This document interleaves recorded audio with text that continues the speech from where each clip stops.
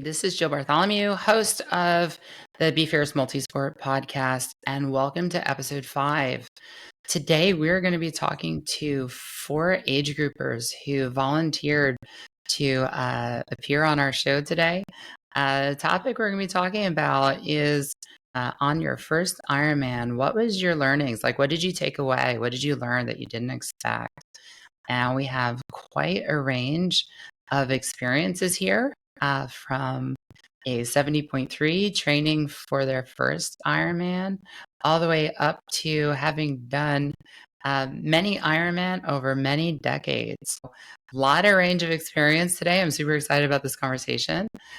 Just quick introduction. We have Camille from the Czech Republic, Jen, Justin, both from Orlando, who met on this podcast. We've already made some connections.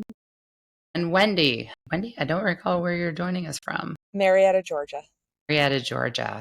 Orlando, Georgia, Philadelphia, and the Czech Republic represented. So I'm super excited. So we've all done at least the 70.3. Most of us have done at least one full Ironman. I know when I did my first one, there were so many things I didn't expect to happen on the course, right? I had trained for like 9 months, a year. I'd done at that point, probably 4 or 5 halves, God knows how many tries. And my triathlon career started as a marathoner. I'm like the classic triathlete. I was a marathoner who broke her leg and became a triathlete.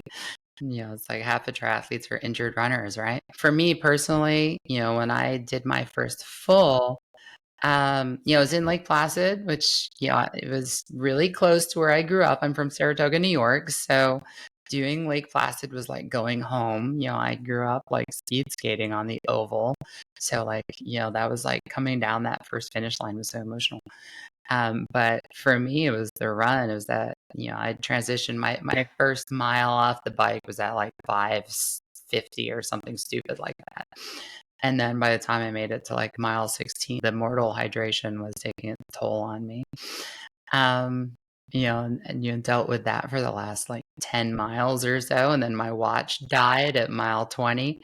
And I'm the one who's sitting there running by people like, hey, what's your pace? Because I don't know what mine is. So that was fascinating. But I'm interested. So, Wendy, you've been doing this longer than the rest of us. You were just telling us before we started recording about your first one in Kona, before it was Kona as we know it today. You want to tell us about that and how it went? So yeah, thank you for having me on. I loved talking about Ironman, especially my first one because it was back in 1997 and I was 24 years old. And I'll back up. I actually qualified in 1995 at a race called Springfield, Illinois. And I declined. I didn't even know what Kona was. I just did this race. It was almost a half Ironman distance. I grew up in Michigan. And I said, no, I don't even know what that is. And then I made it a goal of saying, okay, I want to qualify while I'm still in this 20 or 18 to 24 age group. So then I moved to Colorado, went to a race. It was called the Desert Sun Half Ironman. There wasn't a 70.3 yet. And I qualified and it was like 90 degrees. I had half a water bottle. I cramped at mile 12 of the half marathon and I crossed the finish line saying, no way am I ever going to double this distance because I didn't know anything about fueling. But of course, I got a slot and I went. And I recall the race was about 12 weeks after I qualified in Kona. Wow, So that's very close. it was very close. Yeah. So I went alone like 9 days before the race. I was there alone. My dad flew out the day before. I had no concept of nutrition yet. And I ran into my friend that I used to race in Michigan. So I started triathlon in 1992. So I ran into a girlfriend of mine who I used to race from in Michigan. And I said, well, what do you do? Eating and drinking. And she told me. So I followed her guidelines, like 3 days before the race. I had my first do at mile 2 of my very first marathon. And it worked, like everything, my nutrition, at least I knew enough that I needed to eat and drink. And back then I used to probably have 100 grams of carbohydrate at least an hour. I kind of overdid it because that's what I was worried about. And it worked for me. I mean, I got lucky that, don't try anything new race day. And I tried a lot of new things race I day. was gonna say, trying a goo on race day for the first time is very, very bold. Well, who knew? I mean, in the 90s, there was really I didn't find much education, no coaching. No, it didn't exist, especially for endurance athletes. Right. And so vanilla bean goo became my food of choice for many, many years because I could tolerate it. I loved when Gatorade was a sponsor because I could tolerate Gatorade. Again, I didn't train with any of this stuff. I used to come home from training sessions thinking I was bonked, but I was more dehydrated than anything else.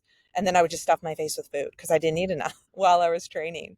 So, key takeaways was I always recommend don't try anything new race day unless you don't have anything else. I mean, I had no really choice because I didn't know.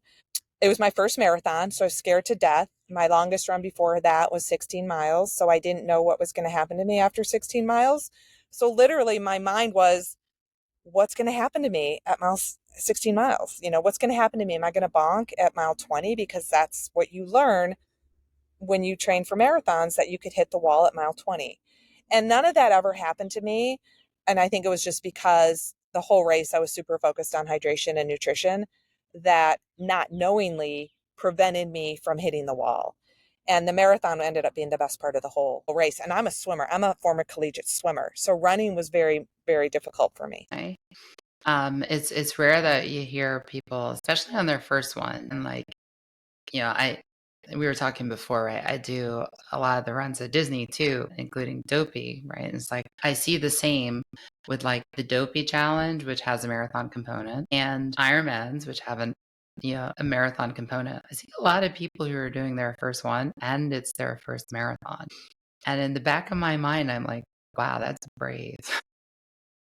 Again, I had no choice. I qualified and I had to get ready in 3 months. And I was injured very quickly. I was injured very quickly because before I qualified, I was probably running 15 to 20 miles a week. I remember like 2 weeks before I'm at that half, I ran 13 miles just to think, Mhm. just to know I could run 13 miles.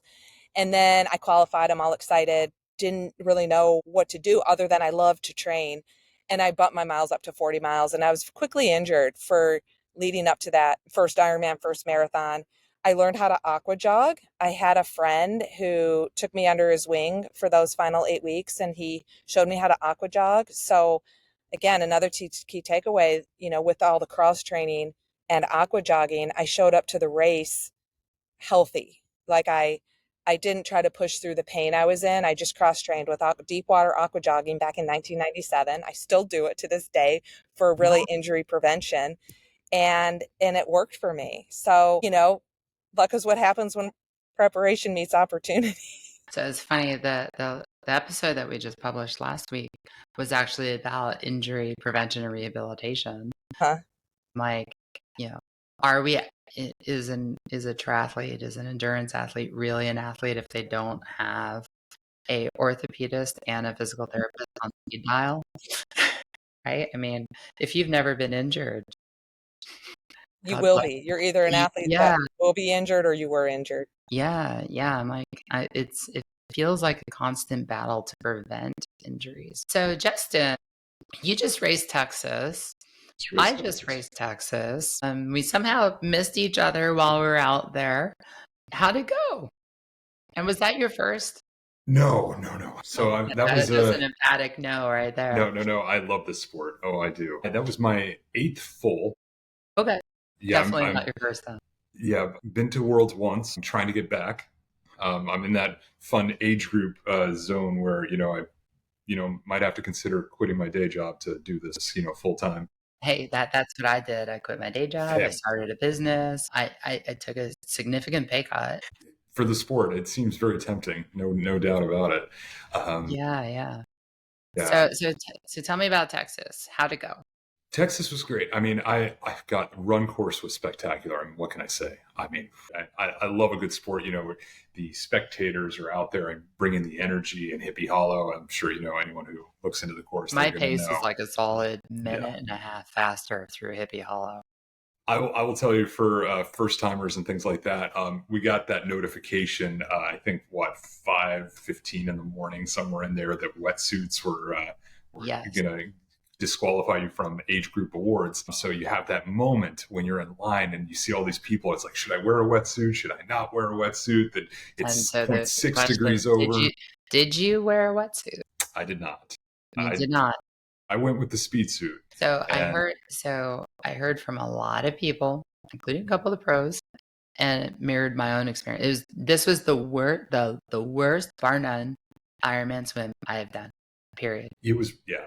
It The was current was brutal. rough coming out of the It was brutal, canal. and it shouldn't have been. It was a calm lake. It's a lake swim. It's gross. Water's not awesome. But I heard one person describe it as swimming through cement. Yeah. Well, I mean, I thought the view, if you look, you poke your head up for a moment, just for spotting and purposes, I thought it was beautiful, and the Oh, water the view, temperature I the view was enjoyed. great. Yeah. But it was definitely a little bit of a murkier swim, no question about it. Yeah. But all the same, for so many of these, I'm really finding that point of enjoyment in the sport, especially if you're there to have a good time, if you're there to compete against yourself. I really just finding that happy place in all three disciplines, and not to mention the transition. So I So hadn't seen this in other races I've done. They mhm. had that arch halfway through the swim, Yeah, and I was like, that better not be the halfway point.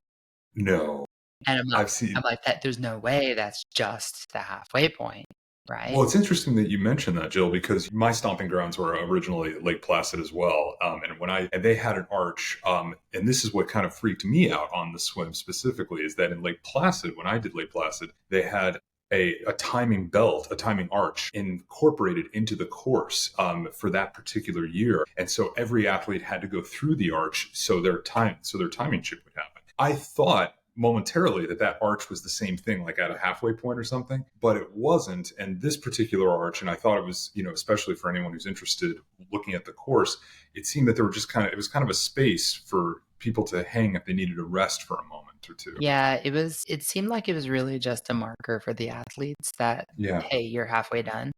Yeah. Um, like you said, Lake Placid, now you get out of the water, walk across the beach like 100 feet, and then get back in. So you cross two timing mats, and in between the timing mats is like a water table, which I think is great. So like I know a lot of people are doing Lake Placid this year as their first race, which is awesome. But like it has that where most races you don't. You don't get out of the water. This is the first one other than like Placid that I've been at where there's any kind of, unless you're counting buoys, that there's any kind of indication that you've reached that halfway mark. Right. Yeah, excellent. Yeah, absolutely. And so that was kind of nice in the water, though. And then, of course, the bike having that wind coming up from the coast when I think you're headed south, but the wind is going north, and so you definitely feel that headed down into Houston. So, And roughly how long was your swim? roughly speaking, I did it in about an hour and 27, I think, 27 and Okay, change. okay. So So you you probably hit your first lap, not the wind wasn't too bad. The no. second lap, it was like a slap in the face. Well, and I gotta tell you something, Jill. I don't know if you got to see this out there, and for everyone else listening, and this happens, of course, during Ironman, there was a major obstruction on this particular You Ironman. mean the upside down concrete truck, that one? Yes, that upside down concrete truck, and that when you're going through that lap, and you have the officials out there going, "Move over, move over." When I got there, so I finished my first lap. I was riding largely with the men on their second lap, right? The pro men, a lot of them were kind of riding, the same time. I did get to see Taylor on her bike, which was pretty awesome. I forget the girl's name, F19. That's all I remember. F19 was in front of me for several miles. I think it was F19 or F16. Um, Pretty pink, purpley, like color shifting speed concept. And she fell right in front of me on the turn. But, coming down that first lap, no concrete truck. Hmm. And then did the turnaround. And all of a sudden, coming back, and it's like, what, 4, 6 miles from the turnaround. And all of a sudden, like, when you were coming down the horizon, I'm like, the heck's that? Like, what's going on here? There's like the road looks different. Yeah. And as you get closer, you're like, there's a vehicle in the road upside down. And then you get closer and you're like, holy crap, there's an upside down concrete truck with a car underneath it that went through the concrete barricade. And like, Medium. this isn't like the barricades that they like lift in place, like, the pre-made ones in construction zones. No. This is like they poured the concrete barrier. Totally broken. There's like suitcase-sized chunks of concrete. There was a car windshield in front of me in my lane. But it had just happened. There was no EMS, no EMT, there was no race officials, no nothing. Just 4 cyclists on the side of the road wondering what just happened to them. And the rest of us, like, going at a crawl to navigate through all the debris that was on the ground to get through it. That's the most bizarre thing. And I hate to say it because it's like really sad. I'm like, the thing that went through my head was, oh gosh, I hope they're not going to stop the race. Then after that, it's like, oh, I hope everyone was okay. And I don't know if you heard, I heard from, so afterwards we're talking to Scott DeRue, the Ironman CEO, in the like VIP tent area. And he was telling us that both the driver of the concrete truck and the driver of the car that the concrete truck was on top of, both of them were okay. Oh, I did not hear that, So, but I'm so very glad to yeah, hear it because that was quite the. yeah, I know that was the conversation on the run course when I was, at least the people around me on the run course was like, oh my God. It's like, what else do we have to talk about for 26.2 miles? Is that upside down concrete truck that no one's ever seen or expected? It's like every race brings something new, but like that was a first. I've never seen that one before. Part of the joy of the sport. You always get to learn something new. Okay, so aside from the bike that kind of slapped you in the face with the wind on the second lap, and for our listeners who haven't done Texas, the bike course at Texas is on paper a really easy, fun, fast bike course. It's 19 miles through neighborhoods with a couple of turns, not too many, from transition to the highway. And then it's 21 miles down, 21 miles back. And then you do it again. And then you got roughly 10 miles from the highway back to T2. So like on paper, it's super fast. And for the pros, it was super fast. Taylor Knibb set a new Ironman record for the bike for the women. And Kat Matthews did not set a record for the bike, but it set a world record for overall Ironman distance finish time for the women. And the men also set a course record. So like it was a fast day for the pros. But this particular course has an interesting dynamic, that Justin, you were alluding to it, is like the wind. The wind start early in the day is pretty calm. And as the day goes on, it's, as the tides shift, it gets stronger and stronger and stronger. And then around 1 p.m., it starts to kind of come back down. And so for most of the age groupers, our first lap, we had like mild wind, like 5 to 7 miles an hour. But on our second lap, as we approached noon and 1 o'clock, the wind was hitting in the 20s, 25, 27 miles an hour. I know for me, I don't know if you saw the same thing. It sounded like we're probably a couple minutes apart on the bike. For me, there was points where I was putting out like, double my FTP and moving 10 miles an hour slower than I was on the first lap. Yes, but then Just you because get of the to wind. flip around, and then you get that back and more in a sense. Well, and that's the funny thing is like on the return, the direction the wind was, we were actually almost like hitting a headwind in both directions. It felt like the most bizarre thing because I'm like, oh, we'll get a tailwind. And I was faster on the return than I was on, going out the first lap. I was faster coming back than I was going out. But it was still slower than I was on my first lap with no wind. Really, so it really kind of picked up then at that point. Oh, yeah. I was definitely feeling the tail on the flip, which I really I was loved. hoping for that. And like, I don't know, going out, I was like 22, 24 miles an hour average. Coming back the first time, I was like 27. And then like going out the second time, I was like 17 and a half. And then coming back, I was like 22. So it wasn't like 17 and a half that's pretty good on that second lap. good. I don't know. There was points where I was struggling just to get up to 15 or 16 at points where it was really coming in. Yeah. Well, you know how when you upload it to Strava, it tells you like how terribly you did. It's like congratulations, 60-minute power PR, your FTP change. And I'm like, no, that's wind. That was wind. Because at the end of the first lap, I was like, oh, this is great. It's gonna be like a 4-hour, 40-minute bike. Mm-hmm. And then I get back, I'm like, oh my God, it was like 5-hour 10 or something. And it was all that wind. Like the difference is the wind. It was brutal. All right. Definitely, So, and the humidity too. well, you're from Florida, so you should be used to humidity. I'm fairly recent, but yes, yeah, but still, it's still Ironman humidity. Yeah, yeah. So before we move on, so I did hear a number of people like beating themselves up the next day at the awards, and there's a lot of DNFs in this race. It looked like it was close to 20 pounds, which is pretty high. I talked to a lot of people who DNF'd on the bike, a few people who DNF'd from the bike to the run, like pulled themselves, like they made the cutoffs, but they're just like, I can't do this anymore. And I said to a few people on the run course, I'm like, you got like 10 hours to get through this marathon. And, they're like, we all reach in these Ironman, like we reach that like pit of doom in our soul.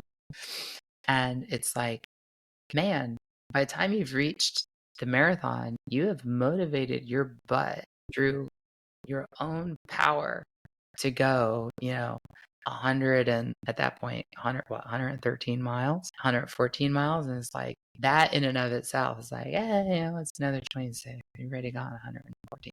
So Jen, tell us about yourself. What was your first Ironman? First one was Chattanooga. So I've done Chattanooga twice. That's a I've fun done one. Texas twice. So I know Chattanooga's a good one. I love that downstream swim. Great swim, a little bit hilly for a Florida girl on the bike, but that's okay. That's true. Have you done Haines City, the half there? I have not. I volunteered that race, but I haven't done it yet. So I've been doing that as like my end of season race. And it's a fun race, and the medal doubles as an ornament. But I swear they found every hill in Florida and put it on that course.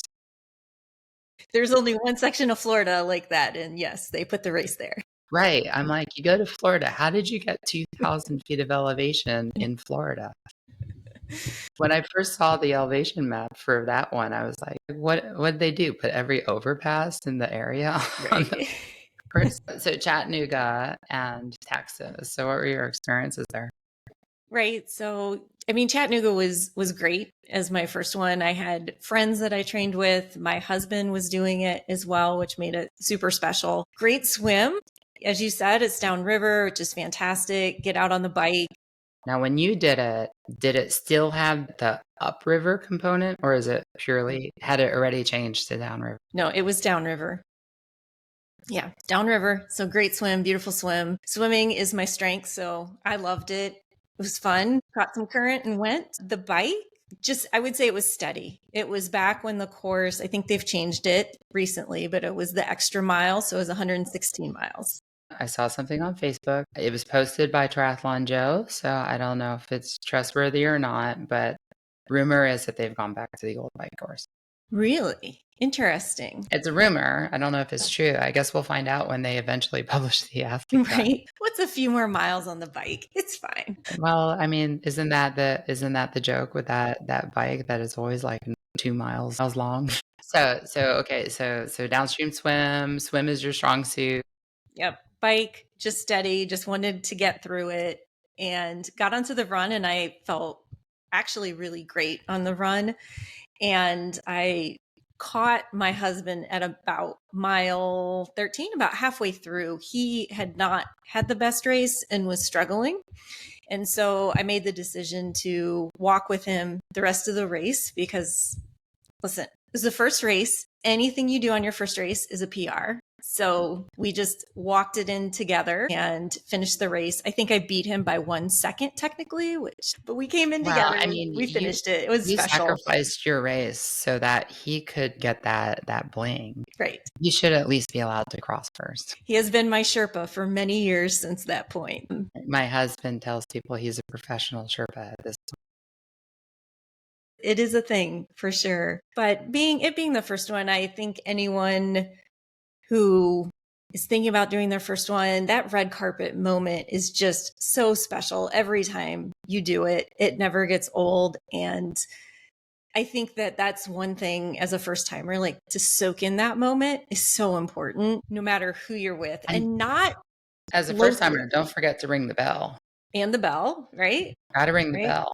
But don't just plow through the end of it and sprint unless you're trying to meet some type of time goal. But to me, it's just such a special moment to hit that red carpet and to soak it in and to enjoy it. So yeah, I've done since Chattanooga, I've done 7 fulls since then and just keep coming back for more. Sorry, I lost my voice over the weekend and I've been like all day, I've been like, please be able to talk in a somewhat normal voice. So this is what you guys get. On Sunday, my kids were making fun of me because I was squeaking.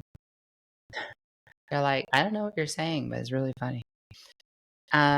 So Camille, so you've done a 70.3, you're training for a full. What 70.3 did you do? I did the Oceanside this year. That was my first triathlon. I've done a few marathons before, and I just wanted a little bit of more of a challenge. So that's why I signed up for the Ironman 70.3. And, a little bit different than Wendy when she showed up, to the race back in the day, but there wasn't that much information. I have social media and YouTube, so I watched 1,000 videos about Ironman training, nutrition. I used ChatGPT to help me too. not ChatGPT. As a coach, I'm like, please don't do that. I think if you're someone that has no information, it definitely is a great starting point. So I over prepared, which I usually do. And so how'd you do? I got 5 hours, 28 minutes, which was way faster than I thought I could do. It's very respectable. And so that was your first one. How'd you feel when you crossed the finish line? Yes, I actually finally for the first time paced myself, because during all my marathons I would always bonk at some point. But the Ironman, I paced myself perfectly and I finished strong. I still had energy and I had fun the whole time. And I realized that's a better way to race than to kill yourself, and then struggle towards the end. Yeah. I mean, it depends on your goal, right? Beforehand we were talking about, you said, well, I'm not really an age grouper. I'm an amateur. I'm like, isn't that the definition of an age grouper? We're not pros. We're not getting paid for this. We don't get to rack our bikes in the special corral with the red carpet and, but we also don't have to deal with Race Ranger either, which, I think's positive. So what was your takeaway aside from you could have raced harder? Yes, I could have raced a little bit harder. The things that surprised me the most was probably swimming with so many people, and bumping into people bumping into you, grabbing your feet. That was kind of interesting. I wasn't struggling in there, but it was definitely throwing me off of my pool swims where, I have perfectly flat water and every stroke is nice. Over there, I would, every third, fourth stroke, I get bumped by someone and then just get thrown off my rhythm. So that was definitely something that surprised me. And then during the bike, there were in Oceanside, there's few no pass zones and speed limits. Mm-hmm. And there was a lot of people around those no pass zones and speed limits, probably because I'm not that good of a swimmer. So I was with the slower bikers too. And there was just no other way than to somehow get around people because it was a clump of people in a no pass zone. That was kind of surprising to me. I wasn't sure how to deal with it. I haven't done Oceanside. How long is the no pass zone? It's not long. It's maybe you get through it in a minute, 2. Okay. But there's a lot of people at once, and for some reason people slow down in the no pass zone instead of just keeping their speed. Well, that's fantastic. Yeah. But I mean, one of the benefits of being a slow swimmer is you get to pass all the slow cyclists. Yes, and it's so much fun. Which then at least makes you feel better. I remember for me, when I did my first 70.3, when I did my first triathlon, the swim, I'm a adult onset swimmer. So I've learned. So Jen, I have not, or at least I wasn't a competent swimmer. And I got out and had like that like emotional reaction to transition being like 80% empty. But on the bike course, you get to make up for it. Yes, the bike course was so much fun. And I'm in Las Vegas right now. That's where I've been training. And we have Okay. Red Rock National Park here, which has a big hill. So I'm used to training on a hill. And so when I got to the hill in Oceanside, it was no big deal for me. And I passed a lot of people on the hill. But it was great, yeah. Passing a lot of people on the bike. And then when I got to the run, I think I was around people's same speed. So how long you in Vegas? Long enough to sign up for the T100 coming up? It's the same day as Las Vegas Marathon, which I might do, or the same weekend. So I'm not sure if it'll work out, but I would love to Come do on, between the two, the T100. it. Definitely. It would be more fun, but I might have to do the Las Vegas Marathon. Are you coming here for the No, I have too many races. I'm doing like Boston again, and I'm doing Happy Valley and Chattanooga. So like 3 right in a row. I can't fit it in the schedule and, have my children not disown me. So since you guys have experience with so many full tries, the full Ironmans, which one would you guys suggest as the first one? Oh, that's such a great question. There's Well, 5 people. Cozumel. We're going to have 5 different answers, maybe well, more. what I've been thinking is, there's no easy Ironman. People think, oh, a downriver swim, it's going to be easy Ironman. No, there's always an element of weather that makes Ironmans tough. You guys talked about the wind, the heat. I always tell athletes, even if you are racing a flat course, expect wind, heat, and hills. And if you become an expert in wind, heat, and hills, where you're able to train in all those elements, it makes the Ironman easier for you. And again, based on the Ironmans that we've talked about, I think Chattanooga is a good first one. I just really love the town of Chattanooga. I think Arizona is relatively beginner friendly due to the kind of the flat swim, the flatter bike course. Although Sometimes there's wind, sometimes there's not. I've heard that the challenge on that one for a lot of people is the swim can be quite cold. It is quite cool. I've done that one Yeah. twice, and it's chilly. It's chilly. And I did it when it was back in April. So it was different climate when I used to do it back in April. I never did it in the fall. That's in what, November now? It's in November now. But Camille, I can't recommend Cozumel highly enough. I thought Cozumel was one of the best. You've got a current swim with tropical fish, clear waters. You've got a great flat bike with a tailwind coming in off the coast, and you've got a few out and backs on the run that's relatively flat with the locals chasing you with margaritas. Can't be better. So Jen, what was your favorite one? I think for recommendations, it depends on what you're comfortable with each discipline. So I think the swim is always a big question mark for a lot of people. To your point, Wendy, choosing a river swim is what a lot of people do because they feel more comfortable completing that type of swim. I personally love Ironman Florida, but I'm comfortable enough to swim in the ocean, which can be a huge variable for a lot of people. So I think it just depends what you're comfortable with on the swim, what race will play to your strengths as best it can. To your point, Wendy, any day it can be different with weather, temperature, but knowing what the course is going to give you, doing a little bit of research, I think it helps you make a decision for what you're most comfortable with and can train for.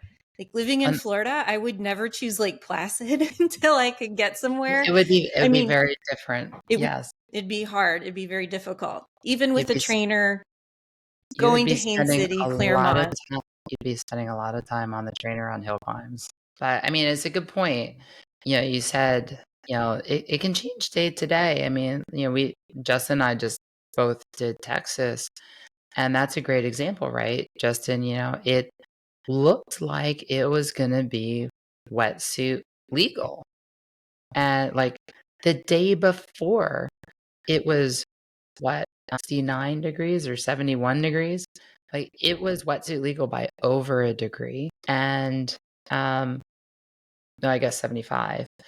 But it was wetsuit legal by like almost 2 degrees. It was like 1.8 or something.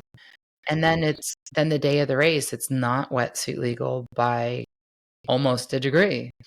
And I did think it was kind of funny because we were having this conversation that like Ironman almost always finds a way. If it's close, they like find a way. I've done a few where I'm like, there's no way that this is wetsuit legal. But that one, they're like, no, it's not. And I was racked right next to the guy that was making all the announcements. And he leaned over to us and he's like, this is not going to be wetsuit legal. And then he says, whatever you do, don't swallow the water. Do it. Don't do it. And I'm a coach. I work a lot with TriDot, and I was at pool school in Chicago recently, and there's another coach there who was from Texas, had done the Ironman in Texas a few times, and he was telling us how sick he got on the bike from swallowing the water at Texas. And in fact, it got him in the hospital. I forget what it was. He had to be on like antibiotics or something. So all through that swim, that's what I had in the back of my head. I wish he had never told me that story, because all through the swim, I'm like, don't swallow the water, don't swallow the water, don't swallow the water. Now, how in the world do you swim 2.4 miles and not get water in your mouth? Like, you're going to swallow some of it. It's going to come in your nose, your ears, your mouth. Like, there's so many ways for it to get into your stomach, right? It's all the other junk in the water you want to avoid too. Yeah. So I have a quick question because we're talking about the swims. What if your swim's canceled? So I did Chattanooga in 2018 and this canceled that year due to bacteria, and I'm a swimmer, but I still wanted to experience a super fast downhill swim. Yeah. And then it was a time trial start.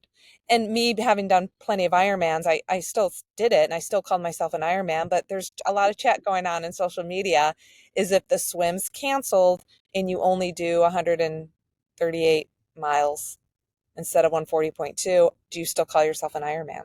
I mean, my perspective is yes. And you see this all the time. It's not just Ironman. You see in the running circles as well. Like we said, I do pretty much all the Run Disney events as well. And last year in 2024, the half marathon there got reduced to basically a quarter marathon, right? The half marathon got reduced to half of a half. And then for the back of the Packers, it got reduced another 2 miles. And, you had all these like crazy people out in the parking lot doing laps so they could say they did all of the distance.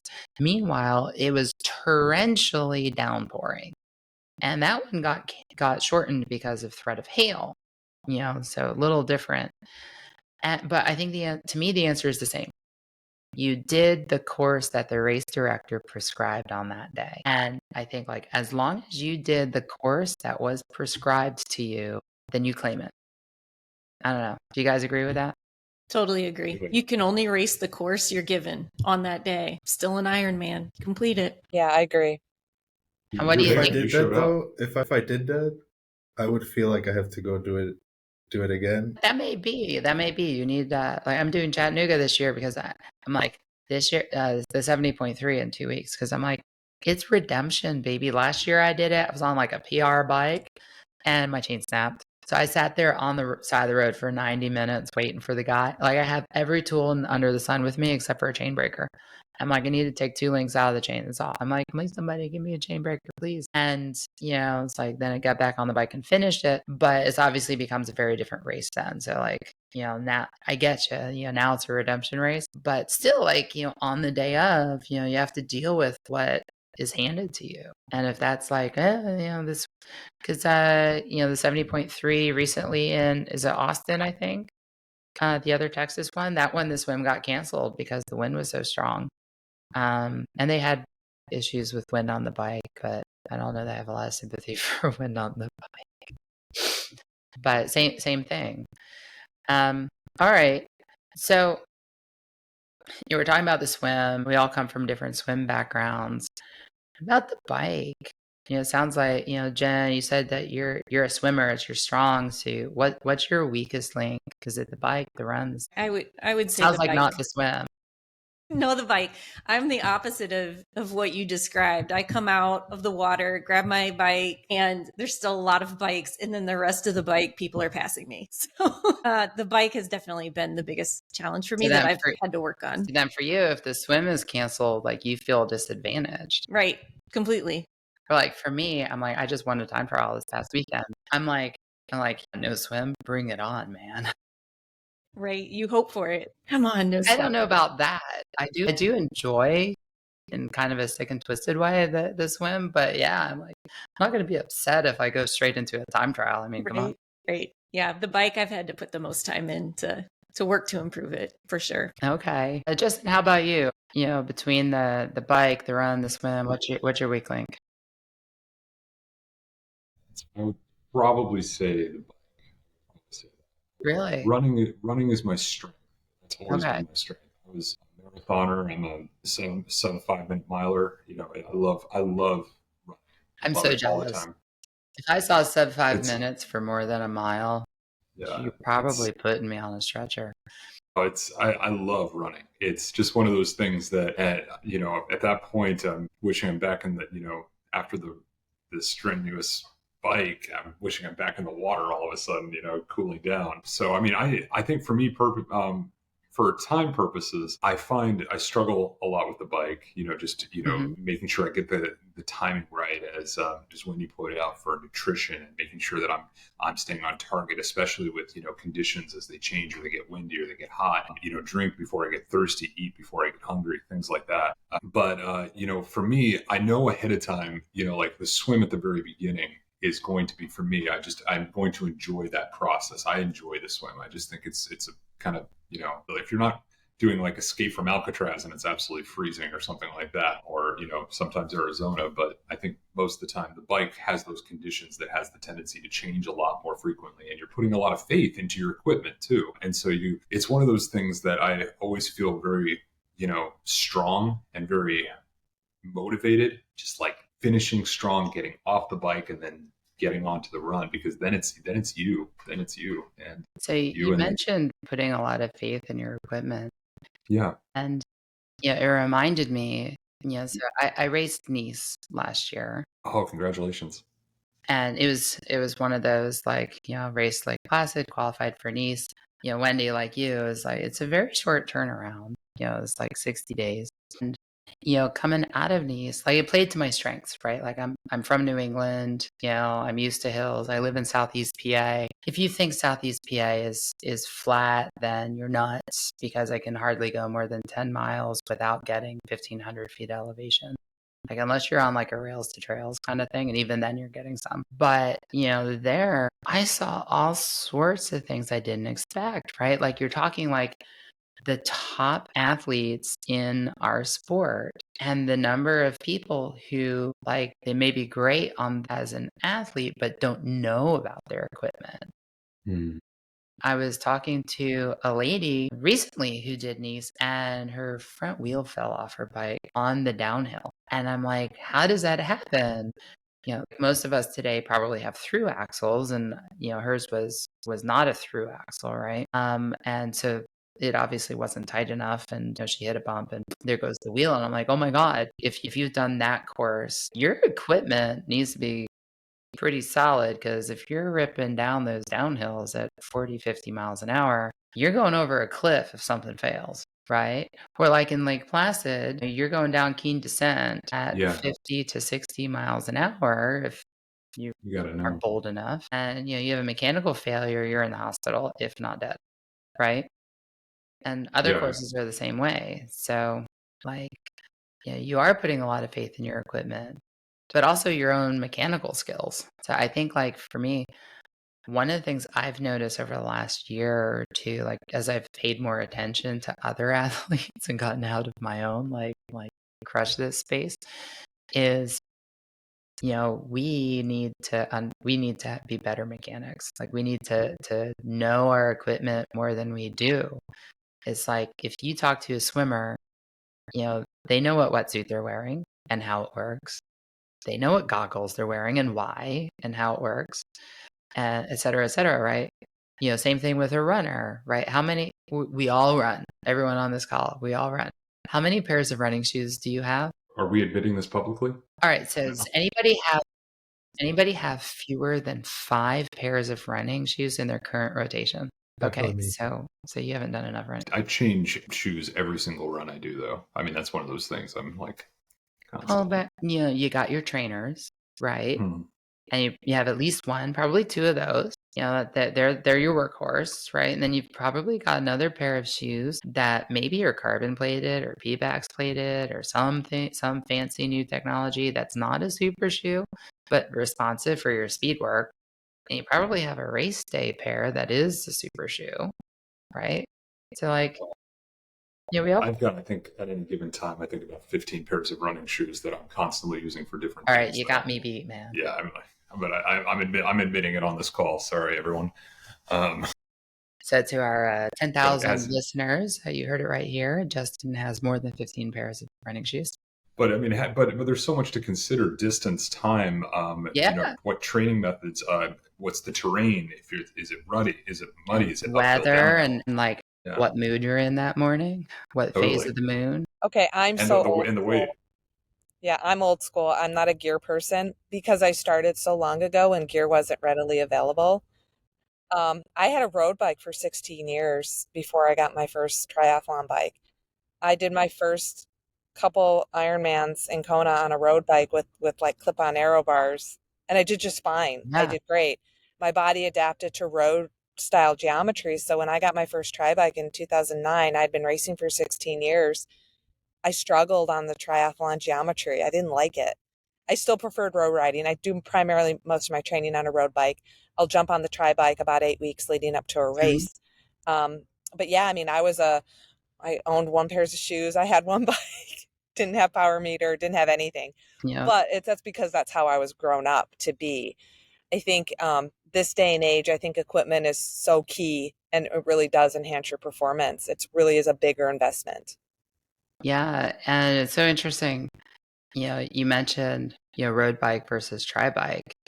Especially for newer athletes, I think people feel pressured to buy a tri bike, Mm-hmm. and it's like, no, you can do these on a road bike. You don't need clip-on aero bars. They give you an advantage, but like you can get it done on a mountain bike if you were really ambitious. When I did, quick story, because a lot of you did Lake Placid. The first year I did Lake Placid was 2002, and there was a guy with the banana seat I've heard about and that these guy. bars, like really high bars Yeah. on a banana seat, wearing jean cutoffs and probably Keds. And he finished in relatively probably 13 or 14 hours, but that's how he did Lake Placid. I mean, 13 hours is not that bad. Yeah, on that bike. Yeah, and that course too. Like, a lot of people, have a lot of people struggle on that bike. And the run course, I mean, they changed it this year. It's a little bit harder than it was. It doesn't have the long out and back on River Run anymore. It's a shorter out and back. Mhm. But there's a lot more elevation than there had been because there's now another out and back that's like climbing up a hill. Mm-hmm.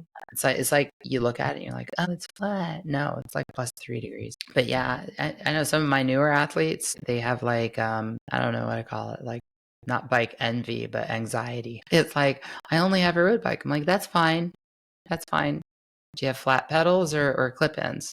Flats. Okay, maybe we invest in some clip-ins. Why? Because especially if you're doing hills, it does help. Although I don't know, did you guys see the thing on GCN? So equipment is such a fascinating topic because we all have our own experiences and our own preferences. And they did a thing, like flat pedals versus clip-ins, and found that there was no material difference between the two. And I'm like, yeah, but but like for me, if I'm going up a hill, I pull more than probably as much as I push going up a hill. But if it's like flat, I could see that. I'm like, are you really pulling up on a flat? I don't know. I don't feel like I am, but on a hill for sure. So I thought that was fascinating. But again, it's like, if you only ride on with flats, then you know how to operate it, you would imagine. So as we were talking about swimming, Camille, you reminded me of this. So am I the only one who's gotten out of a Ironman swim with black eyes? I got punched once.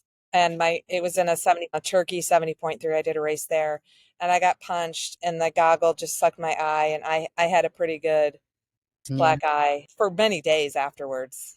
Jason, you are nodding your head. So you have a story there. I can see it. I mean, it's one of those things. One of the things I love about the sport is simply, you're learning through it. So if I do something wrong, if my first Ironman, or as I see it wrong because I didn't know, it's one of those things for anyone listening that, fit on a goggle actually makes a difference for me. It has. And so I remember doing the first couple, like, doing these distances and, in some of the waters, and whether you're getting bonked or pushed or anything like that, I'm coming out pulling these things off my eyes that were very ill-fitting. And there's They're not pictures of me supposed that to I'm be like, suction cups, man. yeah, exactly. And so it's one of those things that it took me time to, like, all right, I got to try this out, I got to try this and see what's a good fit. And then then comfort, I think, if I can point this out, comfort is such a big part of the race. And I think that kind of goes across the three disciplines. Comfort in the aero position, Yeah. comfort in your shoes, and so having comfort in goggles and coming out of the water, without black eyes I think is hugely important. Yeah, I ended up, I train in different goggles than I race in. I'm like, comfort is the thing. Like training, I got those Form goggles like a year ago because I'm like, oh, I don't need my watch in the water anymore. I don't need a wet piece of paper stuck to the pool deck anymore. It's all like in my goggles. But man, it takes me like 3 days for those goggle marks to go away. And by the time they go away, it's time to put them back on again. But like in the race, like I discovered, is it like Snake and Pig, I think is the name of the brand. They're like the most comfortable goggles out there. I swear to God. They have like this like air-filled gasket that goes around it. And I'm like, I'm not so fast that like a little angular design is going to make me materially faster. So I'm like, you get out and like your eyeballs are still where they're supposed to be. But no, I did this, it wasn't a Ironman branded race. It was a 70.3 from this, there's a company in the Northeast that does these sprints, Olympics, couple 70.3s, kinetic. And, it was down in like the Baltimore area. It was a cold swim. And, it was in like the harbor area. It was a very cold swim. I got out of the water. I was like a bit blue, but the three started in a different spot. They had at the same time an Olympic running. And so we went off. It was like 3 laps of this like dock area. And, I was going into like lap 2 and the gun goes off for the Olympics. And so you have like the pointy end of the Olympic kids, which are all guys, going out in the water at the same time that the 70.3 folks are like a quarter of the way through their second lap. And these guys just swam over us. I not only got out of the water blue, but with 2 black eyes. The guys, more than the women, the guys will swim over you, through you, under you, around you, get out of their way because they are not going to stop or move for you. Certainly not at the pointy end, right? So that was a lesson. Camille, you talked about lessons in the water. That was a lesson in the water for me, is like in a race like that, like get out of their way. Yeah, and unfortunately, it wasn't just that people were bumping into me. I was bumping into people too, just because It's a my contact sport. They don't tell you low that. swimming skill is, I guess. Yeah, it is. Yeah, Ironman swims, they're a full contact sport. Yeah, I guess you can take the route all the way out, but Yeah, you can, but then if you're not doing a great job of sighting, then you're off in la la land. yeah, true. So one of the things that you see a lot about, in the Facebook forums, Reddit, wherever you peruse your information, and you hear about it on a lot of podcasts, is bike fitting.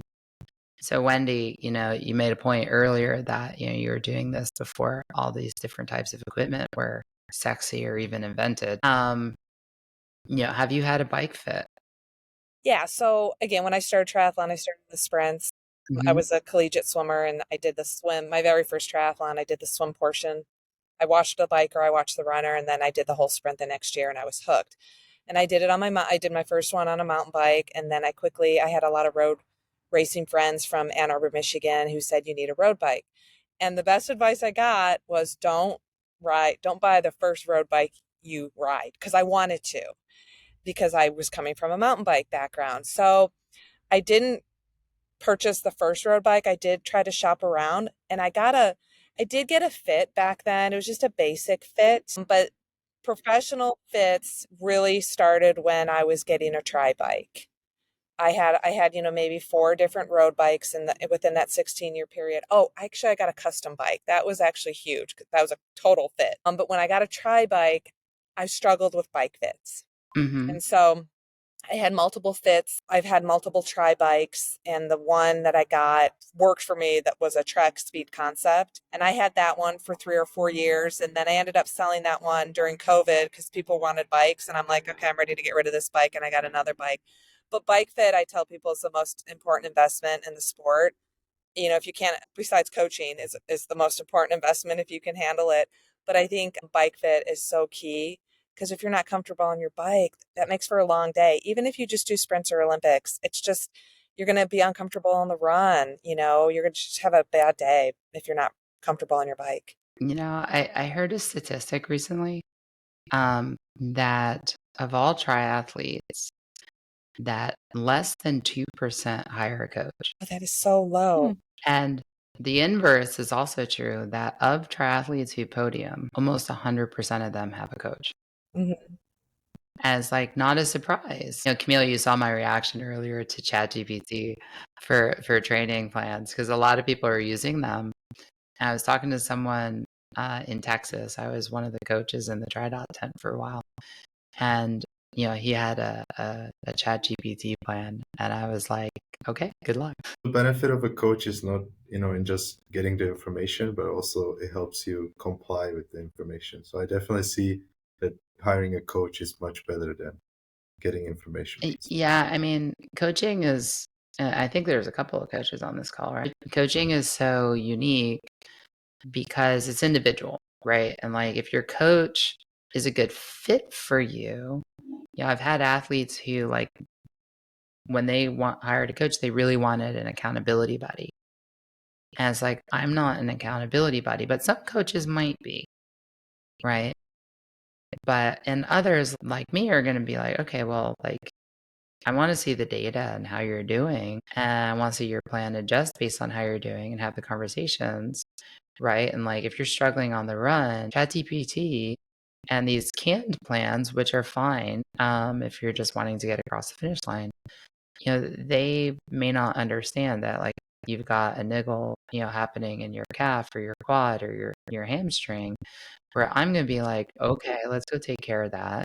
Go talk to a PT or an ortho, before we go too much further, because like that niggle could rapidly turn into a tear or worse, right? Or like, Wendy, you said you went from like 12 miles a week to like 40, right? It's like, what's the first thing that goes through our head is like, oh, like now you're at risk of, muscle and, skeletal problems, right? It's like, that's when stress fractures happen. That's when tears and strains and pulls happen. And, we were joking earlier, like, are you really an athlete if you don't have a PT or an ortho on speed dial? But that's wise, because we've all done that, right? I inadvertently ended up running 3 marathons on a partially broken bone. I had no idea. And it's like, wise, because, I got bad advice and we thought it was an IT band issue. And it turned out, nope, it was a fracture. And it was exactly the same things, because, my load didn't increase, but my pace did. I went from like a 12-minute runner to a 6.5-minute runner in like 4 months' time. Because, which, had I had a good coach at the time, he would have called out and been like, probably getting too fast, too quick, right? That's when those kinds of things happen. So Wendy, back to the bike fit. I always recommend to my athletes, when they get a bike, like, get a bike fit. I've heard a lot of different guidance, like people should get them every year, anytime that you have significant changes in body weight or musculature, right? Like if you get a lot stronger, or if the opposite happens, that you should invest in one. Now, they're not cheap, right? At least a good one. Around here, you could easily spend $300 to $600 on a quality bike fit. For you, like what benefit did you see from it? Because you've been doing this for a while. You've had several bikes. Yeah, I mean, so just comfort, wanting to ride my bike because it was comfortable. I never really had any crotch issues like a lot of people will have. My saddles have never given me issues, but it was more like upper body. I have a leg length discrepancy, so a lot of my so called running injuries where I'd get injured while running were attributed to an improper cleat fit or an improper bike fit. And so because I was so imbalanced on the bike and I was putting in all those miles on the bike, in an uncomfortable position, that would carry over to when I would run, I would get posterior tibialis tendonitis, IT band syndrome. And the list goes on of how many injuries I had in those early days of training. So comfort, again, especially my upper body, my neck, my back, my lower back is so important. And then, I've been in the sport, I'm going on year 33. I'm older, my body's changed. I'm not as comfortable as I was 10 years ago. So I have to dial in my bike fit if I plan on doing these half Ironmans, because my last Ironman was in 2022, and I'm doing more like ultra running. But in that 2022 Ironman, I've had this severe lower back pain, and again, that's just due to age. I probably have a little arthritis. I could probably afford to just dial it in a little bit, maybe give up a little bit more aerodynamic for comfort. Yeah. And, in a sprint, you can get away with a lot. Mm-hmm. But when you're doing 100 plus miles on a bike, that's a long time in the saddle. And, most of these courses we've talked about, there's not a lot of relief from being in the saddle. Right. Lake Placid, okay, maybe you're out of the saddle a few times. But the rest of these, these are all we've talked about, mostly flat courses. And the advantage is they're flat. The disadvantage is you are in the saddle the whole time and you are pedaling for 112 miles nonstop. So, Jen, how about you? Have you had a bike fit? Yes, definitely multiple times, because as you said, things change, or even just it being multiple years between bike fits. And again, comfort is the biggest piece of having that bike fit. I also think it's important. I don't think some people realize when they go to get a bike that they also are sized. Like knowing your size, knowing which brands might fit better to your geometry, your specific build is also a big thing. So purchasing the right size bike also plays a big part, because there's only so much you can do in a bike fit to adjust for some of that. So you want to make sure you have the right bike for you. I can't possibly be the only one who bought the bike that the bike shop told me was the right size as my first bike, and then later learned that it was the wrong size. I'm sure that happens a lot. Oh, yeah. Yeah, my first road bike, I love it to death. It was, one of the ones that was like, I was speed skating a lot at the time. It was, I bought it in like 2001. It was one of my first big post-college purchases, with what felt to me like, adult money that I now know is like more like, pre-adult money. And, that bike was too big for me. I still love it. It's so pretty. I let my son use it. It's now 25 years old. And he's like, Mom, this thing's an antique. But, now on a proper sized bike, it's like, oh, this is what it's supposed to feel like. How about you, Justin? Time for a new bike. Time for a new bike fit. That's what you got from this call. I mean, every day is a good day for a new bike. Let's be honest, right? That is what I have learned over the last 5 years on Facebook. Every day is a good day for a new bike. I definitely agree. I have had multiple bike fits. I've had a couple of bikes now, and it's like everyone said. Definitely, your body chemistry changes, and as you get more involved in the sport, your needs of the bike change too. And of course, as you become, I think, more competitive, at least in my case for myself, I'm wanting to, find ways to compete against myself, which is nice. So I think that definitely helps. I assume none of us are getting paid to show up at these races. So the only person to compete against is ourselves. Yeah, exactly. So, yeah, I'm certainly not getting paid to cross that finish line. I'm paying a lot of money to cross that finish line. But, I mean, I got the whole math going on the bike. It's like the bike was expensive, but the more of these I do, the cheaper the bike gets, right? I like The that. cheaper Yeah, each yeah. race. So just go sign up for all the ones that you can, because the more you do, the cheaper it gets. Yeah. I don't think it works that way, but I mean, it sounds good. So, Camille, how about you? Bike, what do you Speaking ride? of bike fits, I did the Oceanside in April, right? In January, that's when I bought my tri bike off of Facebook Marketplace. It's pretty nice. It's a Cervelo P3, I think, P series, Cervelo P series. But the person I was buying it from was telling me it's a good size for me. But it was a 58, size 58, and for my height, A I should big have bike. size 54. And when I took the bike, so right from him, I went to the cycling store, and they right away said, "How tall are you?" And I'm saying 5'9". They're like, "That bike is way too big for you." And I was telling them, "Look, I tried riding it. It seems fine because I've never had a nice bike. It seems like I can Mhm. ride it." And so I told them to just kind of try as hard as they can, like put the seat down, Make it work. the aero bars back, make it work for me. And they said, "This is going to be bad. You need a new bike." But I made it work. For the 3 hours in Oceanside, I was comfortable, but I cannot imagine sitting on it for more. So I'm hoping, like you guys are saying, that bike fits could make it more comfortable. That if I get a bike fit or might have to downsize the bike for the full Ironman, I'm hoping it's going to get more comfortable and maybe get more power out of it. Well, you can go to a bike fitter before you buy a bike, so you know what size to get. And how do I find a bike fitter? Google. Google bike fitter? Okay. I would also There's ask a in the lot of them. community. Yeah. I know around here there's 2 or 3 that are pretty well known. But yeah, most bike shops do an okay job of getting it in the right size. Okay. And so then you get geometry that you need, and then you go buy a bike, and you know how to set Yeah, up your aero bars. yeah. Yeah, you set up an appointment and like, hey, I'm looking to buy a new bike. Help me figure out what the right size is for me. They'll want some information, right? Like what brand, what model are you looking at? Or they can make recommendations on bikes based on what they see. See, when I bought the bike, I saw, 54 to 58, I think that's centimeters, and it's, not that much. So in my head, it didn't seem like a big deal.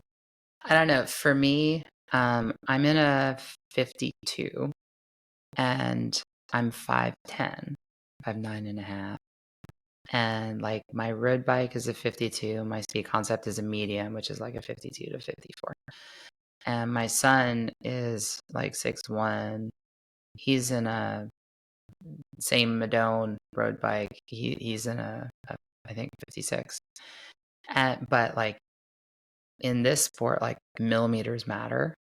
I had a horrible time getting a seat that I didn't hate. And for me, like I did end up getting like the bi-saddle, the adjustable one, but that was after getting like a bike seat specific fitting. And to find out that what I already knew, I have narrow hips, which means I have narrow sit bones. And, getting one that actually was narrow enough was a challenge. And then we got it on the bike, and like on the road bike, it's fine. Like I can ride like anything on the road bike. When you're down in like the aero position, like everything changes. And so my seat is actually tilted at like -5 degrees or 4 degrees, something like that. And like 1 millimeter front to back made like a massive difference. It was like the 1 millimeter made the difference between I hate this seat and this bike and this sport, and oh my God, this is awesome, right? Like 1 millimeter. Of course, the other big thing, I was super skeptical because I'm like, there's flavor of the day stuff too in this sport, right? Like every sport has flavor of the day. And right now, like what crank arm length are we all running? It's like if you've had a bike fit recently, we're all on 165s, right? Because that's what the pros are all running. They're all running like the short cranks. But the ones I put the 165s on and it made a difference, right? I can spin faster. But when I showed up, they're like, "Why do you have road bike cranks on your speed concept?" I'm like, "I don't know. The track sent me." It's the same thing. So it's an expensive mistake. SRAM Red is not cheap, right? And their cranks are not cheap. But yeah, it's what it came with. All right. So I have one question for everyone. So we've talked on a lot of topics today. I hope this is like really informative to the people that have, that are listening. I've certainly learned a lot, right? We all have our own experiences, but it's always fascinating, hearing, other people and like what you've experienced and like how it's different, how it's the same. One of the things we kind of talked about a little bit, but not a lot, is like nutrition, right? Like Wendy, you were talking about goo and how like when you started the sport, there really wasn't a lot of, advice on, nutrition. And it is a relatively new sport, compared to like road running. And even there, like, I'm a certified, run coach, and like even that, like the advice on, how to fuel for a run has changed over the last 10 years. Right. And, Justin, you were talking about like water and learning how to drink, before you got thirsty, right? Where like 10 years ago, 20 years ago, the advice was like, drink when you're thirsty, drink to thirst. And like what we know now today is like, if you drink to thirst, then you might be going to the hospital at the end. Right. So how do you all approach nutrition? Because, Wendy, I think you said 100 grams an hour, which like when you said that, the thing that flipped through my mind is like, wow, like the advice we give, men today is 70 to 90 and women is like 50 to 70. Right. So what happened to me was, again, I didn't know, and that's the only thing I was focused on, is making sure I was eating and drinking. And I got lucky I didn't have any GI distress due to that volume of carbohydrate. And I think I was hypoatremic after my first Ironman, before hypoatremia really Hmm. was known, because I was really, really puffy. I peed 6 times on the bike that year. I peed like every 2 miles of the run, and I Wow. would just douse myself with sponges, but it was just water going through me. And I was really, really puffy at the end of that race because I think I overhydrated with water and not enough electrolyte back then. So fast forward 10 years later, in 2007, I got invited to go to the Gatorade Sports Science Institute and have my sweat rate tested. And what that involved was a 2 hour heat, Kona heat acclimated, 85 degrees, certain percent humidity on the bike at your race pace effort, and then a 2 hour treadmill run in that climate at your race pace effort.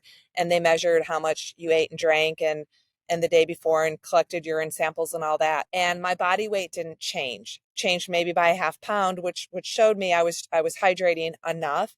But they totally told me, they're the ones that said, you were eating way too much carbohydrate. So they dialed down my carbohydrate intake to 50 grams an hour. And so that was about one gel and maybe a bottle of Gatorade per hour, or a half a bottle of Gatorade per hour, depending on how many calories was in it.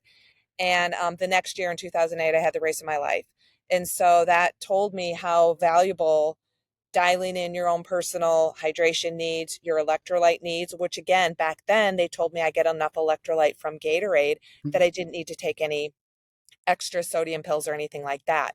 So that's when I really started learning about fueling and how important and how valuable it is to practice and training and get it dialed into your own personal sweat loss needs. I think that's fascinating, especially about the electrolytes, because I think, marketing today scares a lot of people into thinking that they need to be taking all this supplemental electrolytes when, depending on what your nutrition plan is, you might actually be already getting what you need. Right. Right. Jen, how about you? What do you do?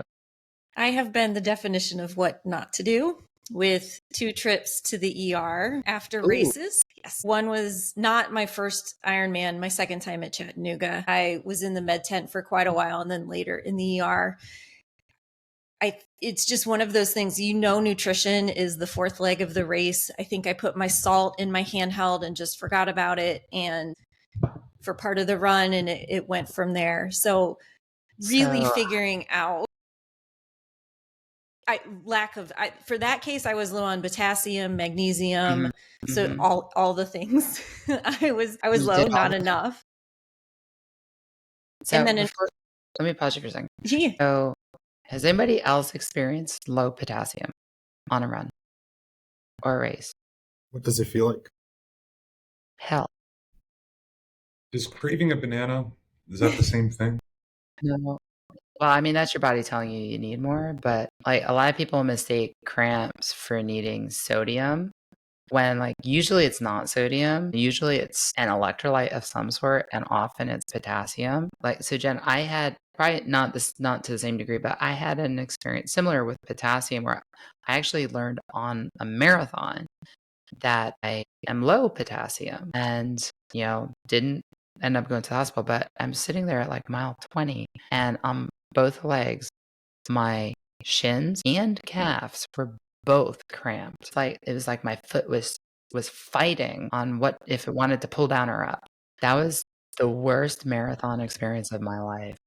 Yeah, So sounds like it's very similar in that I finished the race.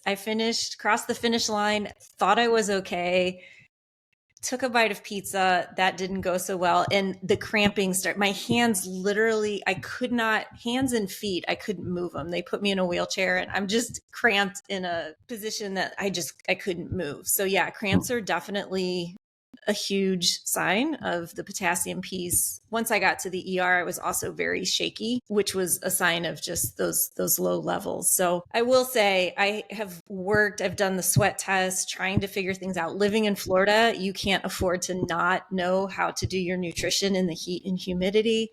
And I actually started working with a nutritionist who is in the sport to help me really dial in, because I did Kona. I knew with the heat that if I didn't dial things in, it was probably not going to end well for me, just given past history. So I can't advocate enough that figuring out ahead of time what's going to work for you is really critical. So Camille, what do you do for nutrition? So, like I mentioned before, I tend to over prepare and Mhm. overthink things. So I during my training days, right, on the long ones on Saturday, Sunday, I would try fueling as much as possible, and especially on the bike, it kind of makes time pass by a little bit faster. So I snack on the bike a lot. It was mostly solid foods when I was training, and then I transitioned into gels. And you're probably gonna hate me for this, but I asked Hate ChatGPT is such a strong word. how to make my own nutrition gel, sports gel, and my hydration mix too. And then I made both, and I was just eating them. I could make a bigger package, put Mhm. it in my bike, and I would basically fuel as much as I wanted or could handle. And since I have bodybuilding background, it's easy for me to eat a lot of food. And so it's more than I have to limit myself rather than push myself to eat more. So I Okay. was able to take in, I think, like 90, 100 grams of carbs per hour during the race. And I think that's why I felt amazing all the way through to the end. Yeah, for most men, like 90 is kind of on the high side, but not outrageous. I did notice Wendy mentioned the puffiness. I did, because I carb up for the race maybe a little too Mhm. much, and I drink a lot of water and, electrolyte drinks. And I was very puffy, and I wonder But if if I you're could puffy, improve like that. like it's obviously a sign that something's not working the way it should be. For a lot of people, it's a sign that they're not drinking enough. It's like water retention is a sign that you're dehydrated, ironically, but it can go the other way too, right? If you're taking a lot of electrolytes, it can also be a sign that you are taking too much in. So And there, then there's added body weight with the carb up, right? mhm. And taking in a lot of water before. And I wonder what's the balance between gaining too much weight before the race and then being lighter and more efficient. Yeah, I see a lot of advice online about that, especially in the running communities.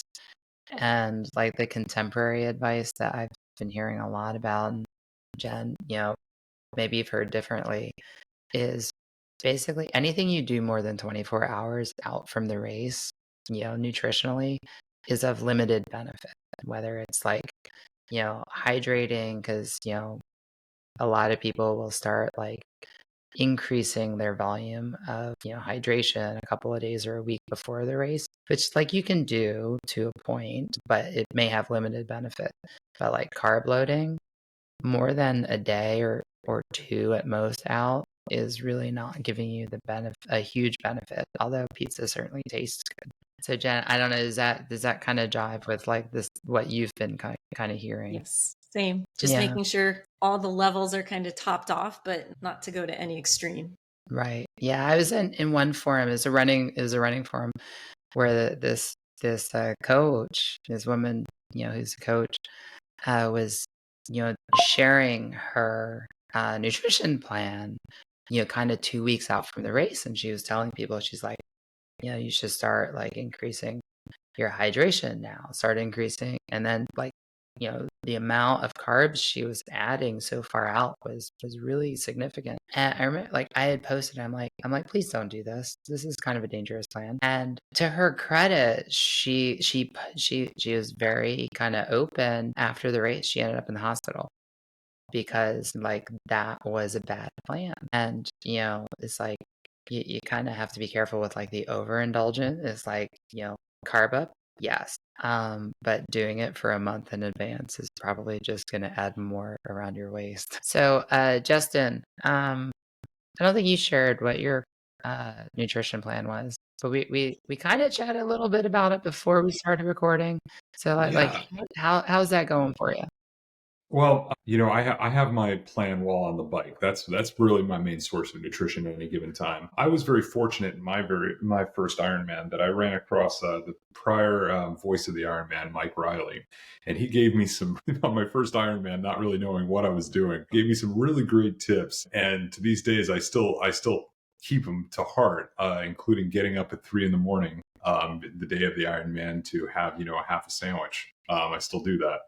And then I'll eat a granola bar on the way from transition to swim, or something like that. So I'm feeling not overly bloated, but fueled going into the swim and feeling good. And then the moment I'm out of the swim, that's the first thing I do as soon as I get on the bike is start. I swear by them, my Uncrustable sandwiches. I love them. I was hoping you were going to say that. I love Uncrustables.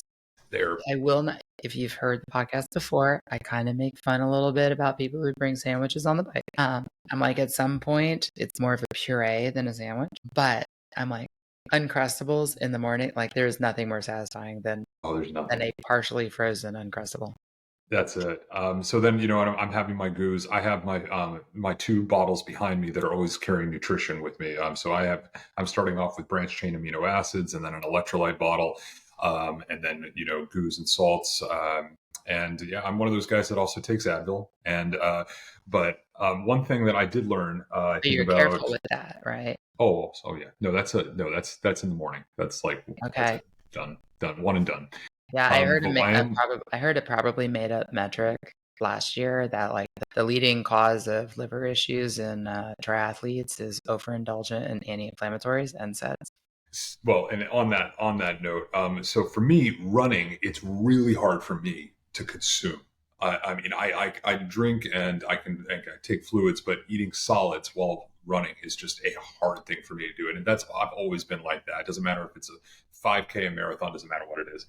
So, I have to feel fueled going into that, into the run. So I can do gels. Gels are fine while I'm running, but that's something. So one thing though that I did learn, and for me, for any sort of GI distress, special needs bag, I'm just going to throw it out there, Tums and Pepto-Bismol. I've had that situation where I'm like calling out my name, grabbing a Tums. I'm like, if I'm having some GI distress, done. So that's something I'm definitely going to pitch. But yeah, it's during the race. During the race. Yeah. So you haven't done a full yet. So in the full distance, you have 5 bags that they give you, right? In the half distance, they have 3, right? You got your morning clothes bag, which you should put in like anything that you want immediately after the race. But and then you got, your bike, T1 bag, your T2 bag. But you have 2 special needs bags. Are they special needs or personal needs? They changed the name recently. I don't remember which way it went. Just like wetsuit strippers are now peelers. It's like we're bananas. Instead of taking our wetsuits off, you're peeling them off, I guess. But in those, you can put whatever you want. The only restriction is you're not getting it back, right? Some races you do, but like the vast majority, and you'll get that usually about halfway through the bike and halfway through the run. Some courses you can access the bag on the run multiple times. Some, even though you're running past it multiple times, you can only access it once. So like Texas, you run past it 3 times, but you're only allowed to get into it once. Like Placid, you run past it 4 times and you can get into it 4 times. So like every course is different. Nice was the same way, you know, you run past it like on that one like 8 times and you could potentially get into it 8 times. And talk about a boring run course. It's like flat. I think I had like 1 foot of rise and it's like out, back, 4 times each way. Very boring. The bike was phenomenal, but the run, not so much. So like what I learned, one of the things that I learned after my first is, so I wear contacts, and one of the problems with the contacts, at least for me, like they're the daily ones, and the ones I wear are specifically made for sports. So they're supposed to be like more hydrating or whatever. It sounds really sexy, but they get foggy. Like, you know, they get dry and they get foggy. And like on the bike, especially, well, the run, especially, like the sweat and the salt getting in your eyes can like really fog them up. So since they're dailies, right? You know, it's like, you know, okay, I'll wear my regular glasses a couple extra days. I throw into each of those 4 bags a set of contacts. So if I lose one on the swim, I know after the swim I've got another set waiting for me in T. And same thing on the bike. My personal needs bag has a set. My run bag in T2 has a set. And my personal needs bag has a set. I also put in mine, you know, the little travel size things of sunscreen, which did not come in handy too much at Texas. I got very sunburnt on the bike.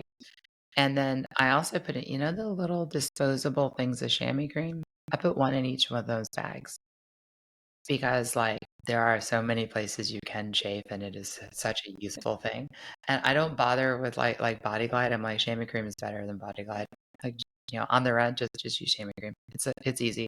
You buy it on Amazon for like nothing, for like 50 of those little disposable things. And it's cheap. You know, use it.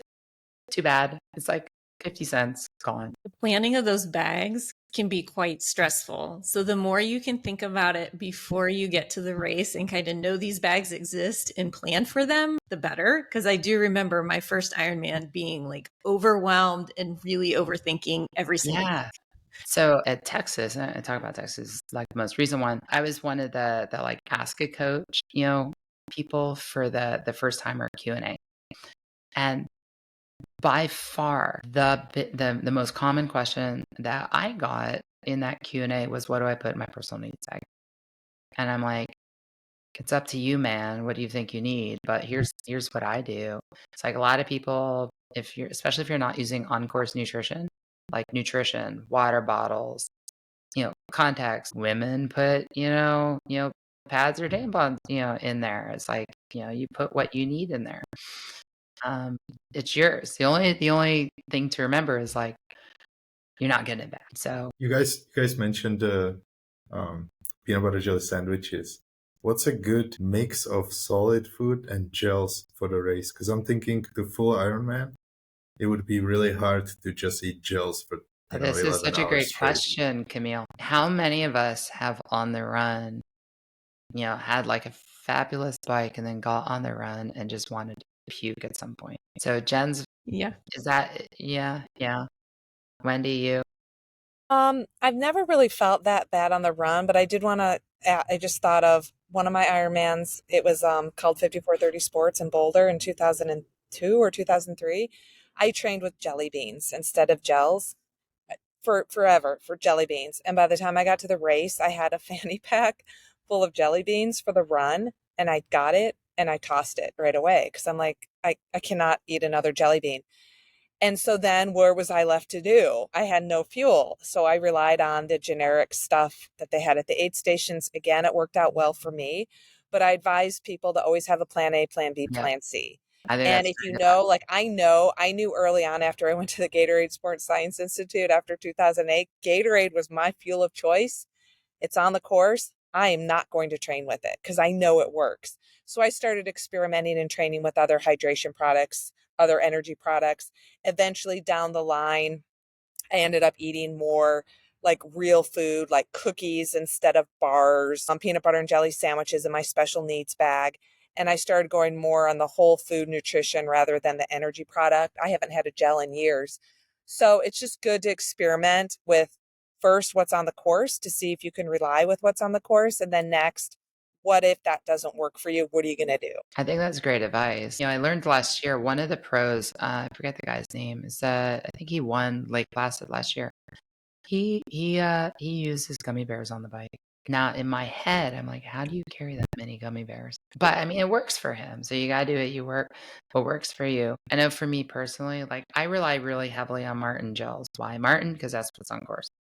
But in my training, I don't use Martin that much. I use Precision a lot.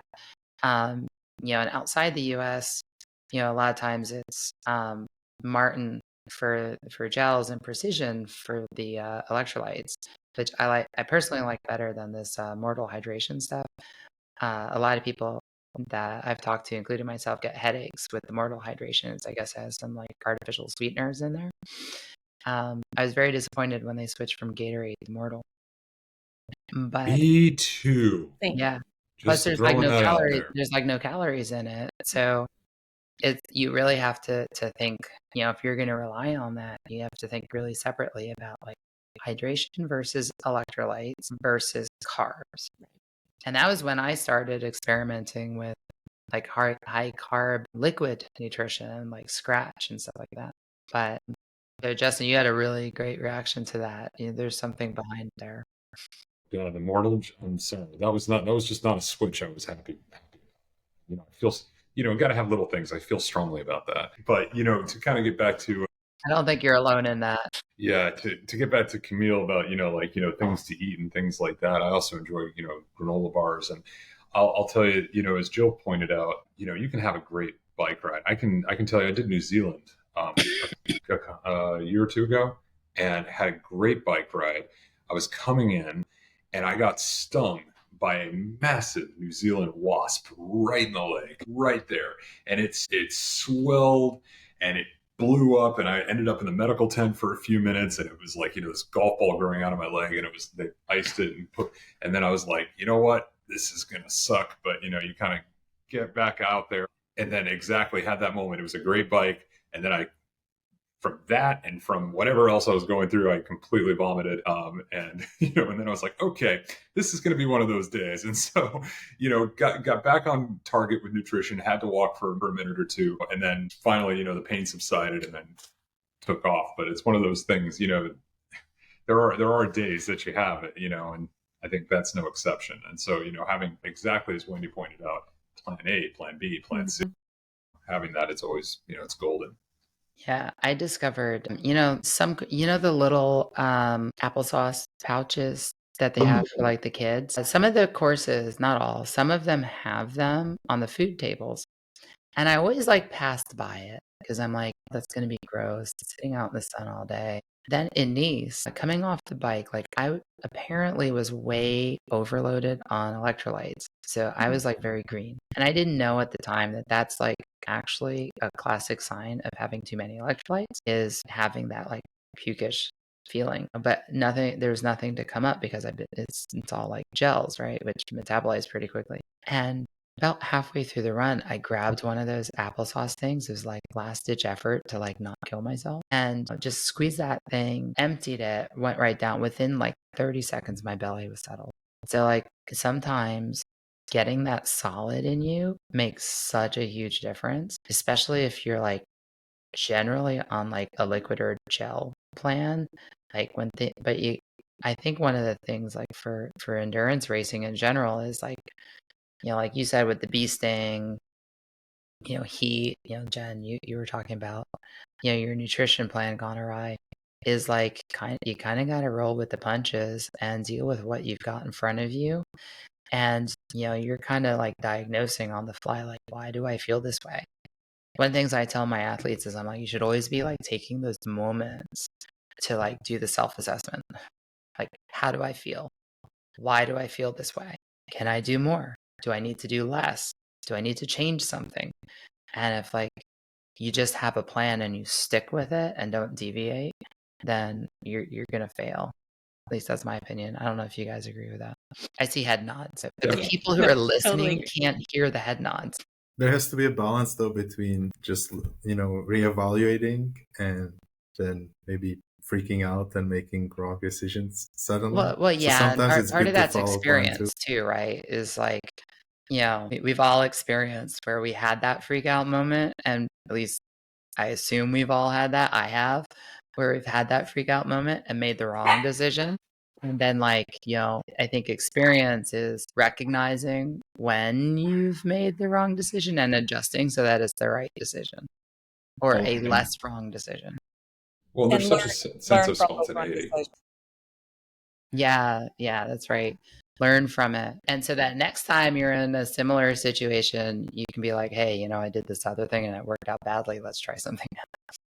Well, and there's such a sense of spontaneity. I bet Wendy, probably more than all of us, can probably attest to this. That, I mean, no race is ever going to be the same, and and that you're constantly going to be surprised by something, whether it's a turned over concrete truck in the middle of the road, or the weather conditions, or how you're feeling that day, or meeting some incredible people along the way, learning some absolutely inspirational stories that you keep with you for the rest of your life. I mean, it's truly an endurance sport that tests the mind, the will, just as much as I think it tests the body.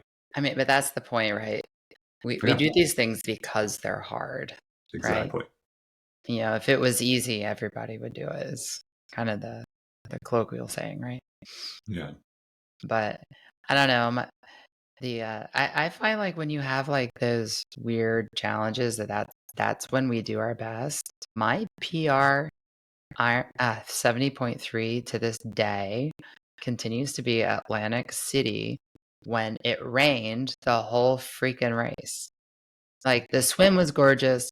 The bike was torrentially raining, electrical storm with sideways wind, and I was running like 85s in front and rear. So I was getting blown all over the place. So those are the only wheels I brought with me. And then the run, every cloud in the sky left. And it was, it's in Atlantic City. So if you've done any run in Atlantic City, you know that every run on that boardwalk is like the surface of the sun. But still, like that bike, I have the QOM on the Atlantic City Expressway from that bike in the freaking rain. And it's like, why? Because I just want it to be done with. One thing I like to tell athletes is don't let weather or nutrition get in the way of your fitness. Mm-hmm. So if you're really prepared and really fit going into the race, prepared meaning you practice in the weather you're expecting, you practice your nutrition, just move on, adapt if something goes wrong, just learn how to, or don't learn how to adapt, just adapt to the condition and just know you're ready and you're prepared, and just keep telling yourself you can do this and keep moving forward as best you can. I think that's great advice. I always get a little like the hair on the back of my neck up when you talk to athletes who only train on the trainer or only are like nice weather athletes. It's like, what are you going to do when you show up and it's raining at the start line? It's like, I just talked about Atlantic City. I ran London Marathon a few years ago.